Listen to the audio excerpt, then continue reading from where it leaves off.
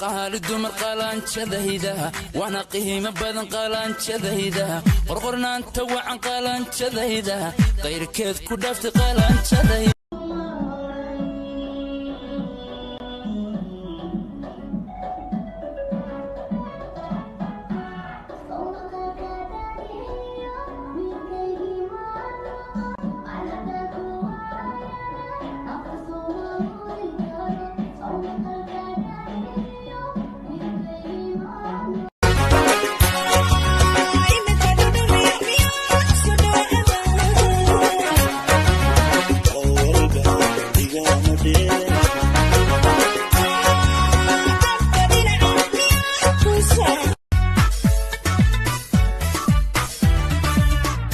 So come on, so now come on.